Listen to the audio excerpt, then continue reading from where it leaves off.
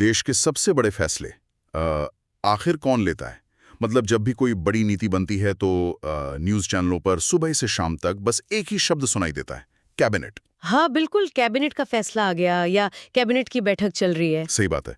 बाहर से देखने पर लगता है कि यही वो सर्वशक्तिमान ग्रुप है जिसके इशारे पर पूरा देश चलता है। लेकिन आज के इस डीप डाइव में जो हम इंडियन एग्जीक्यूटिव ब्लूप्रिंट और MR7 क्लासेस के नोट्स खंगाल रहे हैं ना, उसमें कुछ बहुत ही हैरान कर देने वाली बातें सामने आई हैं। एकदम। मतलब क्या हो अगर मैं कहूं कि जिस कैबिनेट के पास आज देश की सबसे बड़ी ताकत है, उसका जिक्र हमारे मूल संविधान में था ही नहीं। 1978 तक ये शब्द संविधान की किसी भी किताब में एग्जिस्ट ही नहीं करता था। ये सच में बहुत अजीब लगता है सुनने में, है ना? इसे समझने का हमारा मिशन आज यही है। जैसे एक बहुत बड़ी मल्टीनेशनल कंपनी होती है, बाहर से देखने पर लगता है कि सब एक जैसा है, पर अंदर असली बॉस कौन है और कौन सिर्फ नाम का मुखिया है, ये किसी को नहीं पता। बिल्कुल। और ये कैबिनेट वाला जो पॉइंट है वो भारतीय राजनीति के सबसे गहरे रहस्यों में से एक है। मतलब हम अक्सर सोचते हैं कि संसद ही सब कुछ है। हाँ, संसद का ही नाम आता है सबसे पहले दिमाग में। लेकिन असल में जहां नीतियां आकार लेती हैं वो कार्यपालिका है। और अगर मूल संविधान की बात करें तो वहां केवल मंत्रिपरिषद यानी काउंसिल ऑफ मिनिस्टर्स का ही जिक्र था। तो फिर ये पूरा स्ट्रक्चर काम कैसे करता है? अगर इस पूरी व्यवस्था को समझना हो तो इसे एक सौर मंडल या सोलर सिस्टम की तरह देखा जा सकता है, जहां सूरज की जगह पर प्रधानमंत्री बैठे हैं। अच्छा। और उनके सबसे करीब जो चक्कर लगाने वाले बड़े ग्रह हैं, वे हैं कैबिनेट मंत्री। उनके बाद बाहर की कक्षाओं में राज्य मंत्री आते हैं जिन्हें स्वतंत्र प्रभार मिलता है, फिर सामान्य राज्य मंत्री और आखिर में उप मंत्री। ये सौरमंडल वाला उदाहरण बहुत सटीक लग रहा है। मतलब नोट्स में भी इस ढांचे को एक पिरामिड की तरह समझाया गया है। सबसे कोर में प्रधानमंत्री और उनके कैबिनेट मंत्री हैं जी, जिनके पास गृह, रक्षा या वित्त जैसे भारी भरकम मंत्रालय होते हैं। और उसके बाद जो राज्य मंत्री स्वतंत्र प्रभार वाले हैं, वे उन छोटे मंत्रालयों के बॉस होते हैं जहां कोई कैबिनेट मंत्री नहीं होता, और बाकी लोग बस इनकी मदद के लिए होते हैं। बिल्कुल सही। और इसी ढांचे में लॉर्ड मार्ले का वो प्रसिद्ध कथन आता है कि प्रधानमंत्री समान में प्रथम यानी फर्स्ट अमंग इक्वल्स होते हैं। पर एक बात जो मुझे अभी भी खटक रही है, अगर मूल संविधान में कैबिनेट शब्द था ही नहीं तो ये आया कहां से और इसे जोड़ने की नौबत ही क्यों आई? इसके लिए हमें 1970s के दशक के राजनीतिक माहौल को देखना होगा। 1975 की इमरजेंसी के बारे में तो सब जानते ही हैं। हाँ, वो तो भारतीय लोकतंत्र का एक बहुत बड़ा टर्निंग पॉइंट था। बिल्कुल। उस वक्त क्या था कि प्रधानमंत्री केवल मौखिक रूप से यानी मुंह से बोलकर राष्ट्रपति को सलाह देकर इमरजेंसी लागू करवा सकते थे। मतलब सिर्फ जुबानी सलाह पर पूरे देश में इमरजेंसी? हाँ। और जब आपातकाल के बाद सत्ता बदली तो ये गहराई से महसूस किया गया कि इतनी असीमित शक्ति केवल एक व्यक्ति के हाथ में होना लोकतंत्र के लिए खतरनाक हो सकता है। तो मतलब सत्ता के दुरुपयोग को रोकने के लिए कोई ब्रेकिंग सिस्टम या कोई लगाम जरूरी थी। एकदम सही। और यहीं पर 1978 में 44वां संविधान संशोधन लाया गया। अच्छा, तो इस संशोधन से क्या बदला? इसमें अनुच्छेद 352 जो राष्ट्रीय आपातकाल से जुड़ा है, उसमें एक बहुत ही सख्त शर्त जोड़ दी गई। अब राष्ट्रपति केवल प्रधानमंत्री की बात सुनकर आपातकाल की घोषणा नहीं कर सकते। इसके लिए पूरे कैबिनेट की लिखित अनुमति अनिवार्य होगी। अरे वाह, मतलब रिटन कंसेंट चाहिए। जी, इस एक नियम ने सत्ता के केंद्रीकरण पर रोक लगाई और पहली बार कैबिनेट शब्द को संविधान में आधिकारिक रूप से शामिल कर दिया। ये तो बहुत ही शानदार ऐतिहासिक मैकेनिज्म है। मतलब एक शब्द का जुड़ना सिर्फ भाषा का बदलाव नहीं था, बल्कि सत्ता के संतुलन को वापस लाने का एक टूल था। बिल्कुल। अब अगर इसी संतुलन की बात करें तो नोट्स में अनुच्छेद 74(1) का बहुत प्रमुखता से जिक्र है। ये कहता है कि राष्ट्रपति को सलाह देने के लिए एक मंत्री परिषद होगी और इसका मुखिया प्रधानमंत्री होगा। हाँ, लेकिन यहाँ जो शब्द सबसे ज्यादा ध्यान खींचता है वो है बाध्यकारी या बाइंडिंग। मतलब राष्ट्रपति इस सलाह को मानने के लिए मजबूर हैं। बिल्कुल, उन्हें वो सलाह माननी ही होती है। तो क्या ये कहा जा सकता है कि ये अनुच्छेद राष्ट्रपति को केवल एक नाम मात्र का प्रमुख बना देता है और असली स्टीयरिंग व्हील पूरी तरह से प्रधानमंत्री के हाथ में सौंप देता है? तकनीकी और व्यवहारिक दोनों ही रूपों में ये सच है। राष्ट्रपति राज्य के प्रमुख हैं, लेकिन सरकार के प्रमुख प्रधानमंत्री ही है। और अनुच्छेद 78 भी प्रधानमंत्री को एक खास ताकत देता है। वो कैसे? ये अनुच्छेद प्रधानमंत्री को मंत्री परिषद और राष्ट्रपति के बीच की एकमात्र योजक कड़ी या लिंक बनाता है। कोई भी मंत्री सीधे राष्ट्रपति के पास जाकर सरकार के फैसले नहीं बता सकता। मतलब कम्युनिकेशन का इकलौता चैनल सिर्फ प्रधानमंत्री हैं। जी, ये प्रधानमंत्री को सिस्टम का सबसे शक्तिशाली व्यक्ति बनाता है। लेकिन इसी असीमित शक्ति के साथ एक बहुत बड़ा जोखिम भी जुड़ा है, जिसे अनुच्छेद 75(3) में सामूहिक उत्तरदायित्व या कलेक्टिव रिस्पॉन्सिबिलिटी कहा गया है। हाँ, ये बहुत महत्वपूर्ण नियम है। नोट्स में इसे ऐसे समझाया गया है कि पूरी की पूरी मंत्रिपरिषद लोकसभा के प्रति जवाबदेह है। आसान भाषा में कहें तो वे एक साथ तैरेंगे और एक साथ डूबेंगे। बिल्कुल सही। तो अगर हम वापस उसी सौरमंडल वाले उदाहरण पर जाएं, क्या इसका मतलब यह है कि अगर सूरज यानी प्रधानमंत्री अपनी जगह से हट जाए, चाहे वो इस्तीफा दे या मृत्यु हो जाए, तो क्या पूरा सौरमंडल वहीं खत्म हो जाएगा? ये एकदम सही निष्कर्ष है। प्रधानमंत्री के इस्तीफे का मतलब किसी एक पद का खाली होना नहीं है, बल्कि पूरी सरकार का गिर जाना है। गुरुत्वाकर्षण खत्म होते ही सारे ग्रह बिखर जाते हैं। हाँ, अगर लोकसभा में सरकार के खिलाफ अविश्वास प्रस्ताव आ जाए तो किसी एक मंत्री की गलती की सजा पूरी कैबिनेट को भुगतनी पड़ती है। सबको एक साथ इस्तीफा देना पड़ता है। ये इसलिए बनाया गया ताकि सरकार एक इकाई की तरह काम करे। बिल्कुल। ऐसा नहीं हो सकता कि रक्षा मंत्री कुछ और कह रहे हों और वित्त मंत्री कुछ और। उन्हें सार्वजनिक रूप से एक ही सुर में बोलना पड़ता है। ये तो हुई एकजुटता की बात। लेकिन सत्ता के इस खेल में एक समय ऐसा भी आया था जब ये सौरमंडल बहुत बड़ा होने लगा था। नोट्स में 91वें संविधान संशोधन का जिक्र है, जिसने 15% का नियम लागू किया। हाँ, 2003 का वो संशोधन। ये नियम क्या है? ऐसा लगता है जैसे किसी कंपनी में बहुत सारे लोगों को वाइस प्रेसिडेंट बनाने से रोकने के लिए कोई कैप या सीमा लगा दी गई हो। आप इसे बिल्कुल वैसा ही समझ सकते हैं। 2003 से पहले मंत्रिमंडल का आकार कितना होगा, इसकी कोई सीमा तय नहीं थी। 90 के दशक में गठबंधन सरकारों का दौर था। तो सरकार बचाने के लिए क्या करते थे? अक्सर सरकार बचाने के लिए निर्दलीय सांसदों या छोटी पार्टियों को खुश करना पड़ता था। इसका सबसे आसान तरीका था उन्हें मंत्री पद दे देना। अरे बाप रे, मतलब जंबो कैबिनेट बनने लगे होंगे। हाँ, 80-90 मंत्री हुआ करते थे। इससे सरकारी खजाने पर भारी बोझ पड़ता था और काम में भी कोई कुशलता नहीं रहती थी। विभागों को रेवड़ियों की तरह बांटा जाता था। तो इसी राजनीतिक ब्लैकमेलिंग को रोकने के लिए ये 91वां संशोधन लाया गया। हाँ, और इस संशोधन ने एक लक्ष्मण रेखा खींच दी। नियम बन गया कि केंद्र में लोकसभा या राज्य में विधानसभा के कुल सदस्यों के 15% से ज्यादा लोग मंत्री नहीं बन सकते। अच्छा, मतलब अगर लोकसभा में 543 सदस्य हैं तो मंत्रिपरिषद का आकार 81 या 82 से ज्यादा नहीं हो सकता। पर इसमें दिल्ली का एक बहुत ही दिलचस्प अपवाद है जिसका जिक्र नोट्स में है।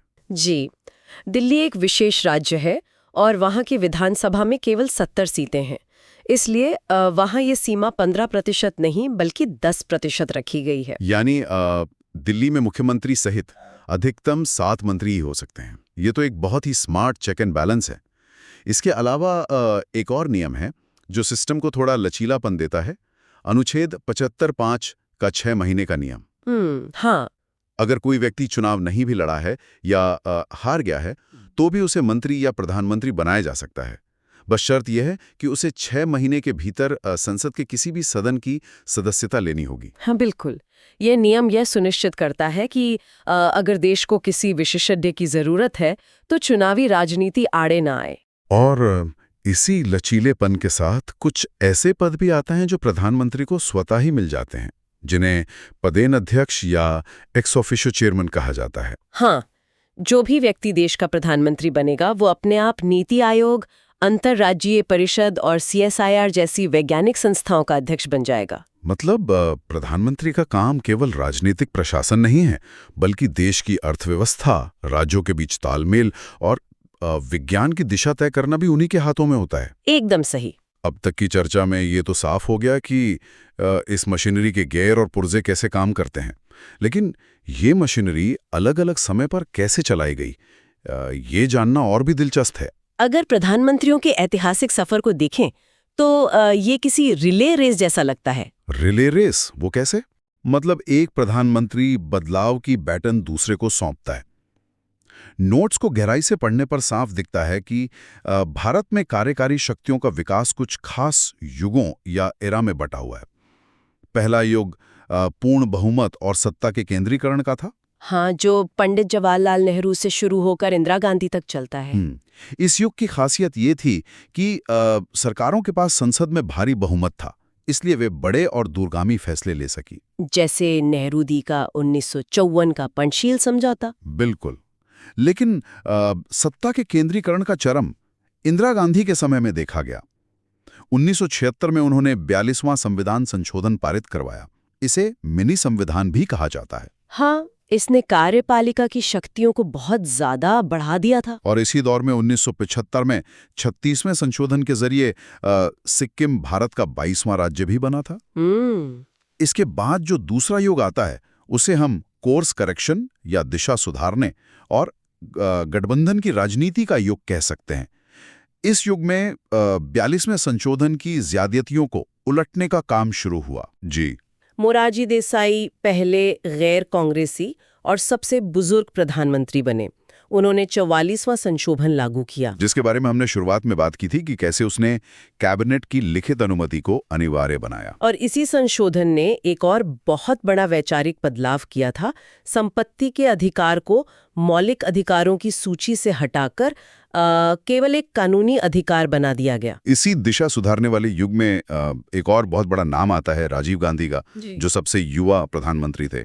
उनके समय में 80 के दशक में आया राम गया राम की राजनीति बहुत हावी थी। हाँ, नेता चुनाव किसी एक पार्टी से जीतते थे और मंत्री पद के लालच में रातों रात दूसरी पार्टी में शामिल हो जाते थे। तो इस अस्थिरता को खत्म करने के लिए राजीव गांधी 1985 में 52वां संविधान संशोधन लेकर आए, जिसके जरिए 10वीं अनुसूची जोड़ी गई, यानी दल बदल विरोधी कानून या एंटी डिफेक्शन लॉ।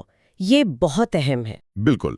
इसने विधायकों और सांसदों के रातों रात पाला बदलने पर रोक लगा दी। पर इसके काम करने का तरीका बहुत दिलचस्प है। अगर कोई सांसद अपनी पार्टी के आदेश यानी विप के खिलाफ जाकर वोट करता है तो उसकी संसद सदस्यता रद्द हो सकती है। हाँ, इस कानून ने पार्टी को स्थिरता तो दी, लेकिन पार्टी के आला कमान या कैबिनेट को असीमित ताकत भी दे दी। और राजीव गांधी के समय 61वां संशोधन भी आया, जिसने मतदान की आयु 21 से 18 वर्ष कर दी। और इसके ठीक बाद जो वीपी सिंह का कार्यकाल आया, वो सामाजिक न्याय के लिहाज से बहुत बड़ा टर्निंग पॉइंट था। 1990 का मंडल आयोग। जी, ओबीसी के लिए 27% आरक्षण का रास्ता साफ हुआ। हालांकि वीपी सिंह पहले ऐसे प्रधानमंत्री भी बने जिन्हें अविश्वास प्रस्ताव का सामना करके पद छोड़ना पड़ा। इसके बाद जो तीसरा युग आता है वो है गहरे आर्थिक संकट और अल्पमत सरकारों का युग। 1991 से 1996 के बीच पीवी नरसिम्हा राव का कार्यकाल। ये वो दौर था जब भारत का खजाना खाली हो रहा था। तो यहाँ एक बहुत बड़ा सवाल उठता है कि एक अल्पमत सरकार जिसके पास पूरे नंबर भी नहीं थे, उसने भारत के इतिहास के सबसे बड़े आर्थिक सुधार कैसे लागू कर दिए? यहीं पर कार्यपालिका की इच्छा शक्ति दिखती है। उनकी सरकार ने उदारीकरण, निजीकरण और वैश्वीकरण यानी एलपीजी रिफॉर्म्स लागू किए। लाइसेंस राज को खत्म किया गया। बिल्कुल। ये इस बात का बेहतरीन उदाहरण है कि कैसे प्रधानमंत्री बिना भारी बहुमत के भी देश की दिशा बदल सकते हैं। इसी दौर में 73वां और 74वां संशोधन भी आया, जिसने पंचायतों और नगर पालिकाओं को संवैधानिक दर्जा दिया। और इसी कड़ी में अगर हम चौथे युग की बात करें तो ये स्थिरता और आधुनिक भारत के निर्माण का युग है। अटल बिहारी वाजपेयी जी का सफर बहुत अनोखा रहा। हाँ, एक तरफ उनकी सरकार केवल 13 दिन चली और दूसरी तरफ उन्होंने गठबंधन की 20 से ज्यादा पार्टियों को एक साथ लेकर अपना पूरा कार्यकाल भी पूरा किया। 2002 में उनके समय 86वां संशोधन आया, जिसने शिक्षा के अधिकार को मौलिक अधिकार बना दिया। इसके बाद डॉक्टर मनमोहन सिंह का लंबा कार्यकाल आया, जो 1991 के सुधारों के असली सूत्रधार थे। इस पूरे ऐतिहासिक सफर में एक और चीज बहुत तेजी से विकसित हुई है, वे नारे जो कार्यपालिका की प्राथमिकताओं को दर्शाते हैं। हाँ, ये बहुत दिलचस्प है। लाल बहादुर शास्त्री जी के समय देश को अनाज और सुरक्षा की जरूरत थी, तो उन्होंने कहा जय जवान जय किसान।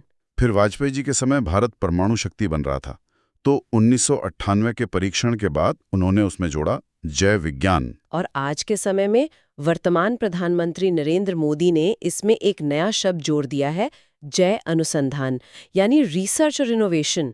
ये भारत के विकास का एक जीता जागता सॉफ्टवेयर अपडेट है। पर इन सभी बड़े नेताओं के बीच नोट्स में एक बहुत ही रहस्यमयी पद की चर्चा है। एक ऐसा पद जो बाहर से देखने पर सत्ता का दूसरा सबसे बड़ा केंद्र लगता है। उप प्रधानमंत्री या डेप्यूटी पीएम?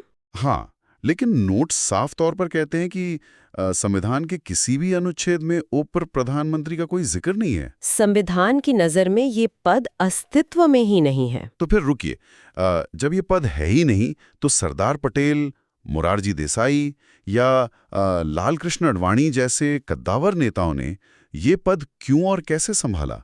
क्या ये केवल एक राजनीतिक जुगाड़ है? आप इसे एक पॉलिटिकल शॉक अब्जॉर्बर कह सकते हैं। ये राजनीति के उस हिस्से का उदाहरण है जो किताबों से नहीं बल्कि व्यावहारिक समझौतों से चलता है। मतलब दबाव कम करने वाले वाल्व की तरह काम करता है? बिल्कुल। जब सत्तारूढ़ पार्टी में दो बहुत बड़े नेता होते हैं और दोनों ही प्रधानमंत्री पद के दावेदार माने जाते हैं, तो पार्टी को टूटने से बचाने और सत्ता का संतुलन बनाए रखने के लिए इस अघोषित पद का निर्माण किया जाता है। मतलब ये पूरी तरह से असंतोष को शांत करने या किसी बड़े नेता के सम्मान को बनाए रखने का एक तरीका है। जी, सरदार पटेल और पंडित नेहरू का उदाहरण ले लीजिए, या वाजपेयी जी और आडवाणी जी का। लेकिन अगर हम कानूनी नजरिए से देखें तो उप प्रधानमंत्री के पास कोई अतिरिक्त शक्तियां नहीं होती हैं। तो तकनीकी रूप से वे क्या होते हैं? तकनीकी रूप से वे केवल एक कैबिनेट मंत्री ही होते हैं। बस उन्हें प्रोटोकॉल में प्रधानमंत्री के बाद दूसरा स्थान दे दिया जाता है। ये सच में एक आंखें खोलने वाला तथ्य है। तो अगर इस पूरे गहन विश्लेषण के धागों को एक साथ जोड़ा जाए तो क्या तस्वीर उभरती है? हमने देखा कि सरकार कोई अमूर्त मशीन नहीं है। बिल्कुल, ये अनुच्छेदों का एक स्पष्ट पिरामिड है, जहां राष्ट्रपति नाम मात्र के प्रमुख हैं और असली पावर प्रधानमंत्री और उस कैबिनेट के पास है, जिसका नाम 1978 तक संविधान में था ही नहीं। और सबसे बड़ी बात यह है कि ये पूरी व्यवस्था पत्थर की तरह रुकी नहीं रही। जरूरत पड़ने पर 15% का नियम लगाकर मंत्रियों की भीड़ को कम किया गया और आपातकाल के बाद लिखित अनुमति का नियम बना दिया गया। जी, कार्यपालिका ने लगातार अपने ढांचे को तत्कालीन परिस्थितियों के अनुकूल ढाला है। बिल्कुल। और इसी विज्ञान को समझते हुए इस चर्चा को खत्म करने से पहले एक ऐसा विचार सामने आता है जो थोड़ा परेशान भी करता है और सोचने पे मजबूर भी करता है। अच्छा, वो क्या? हमने बात की 52वें संशोधन की, जिसने दल बदल पर रोक लगा दी और पार्टी के विप को मानना अनिवार्य कर दिया। दूसरी तरफ सारे बड़े फैसले एक छोटा सा समूह यानी कैबिनेट लेता है। हाँ, विप का उल्लंघन करने पर सांसद की सदस्यता जा सकती है। तो अब सोच कर देखिए, अगर नीतियां केवल कैबिनेट तय कर रही है और दल बदल कानून के कारण एक आम सांसद अपनी पार्टी के फैसले के खिलाफ वोट कर ही नहीं सकता, तो क्या आज के समय में एक व्यक्तिगत सांसद के पास अपनी कोई स्वतंत्र आवाज बची है? ये एक बहुत ही तीखा सवाल है। जिस सांसद को जनता ने चुनकर भेजा है, क्या वो केवल पार्टी लाइन पर चलने वाला और कैबिनेट के फैसलों पर मुहर लगाने वाला एक रबर स्टैंप बनकर रह गया है? ये भारतीय लोकतंत्र के उस ब्लूप्रिंट का एक ऐसा गहरा सवाल है जिस पर मंथन होना बहुत जरूरी है। ये उस बहस को जन्म देता है कि पार्टी अनुशासन और एक जनप्रतिनिधि की व्यक्तिगत स्वतंत्रता के बीच सही संतुलन कहाँ होना चाहिए।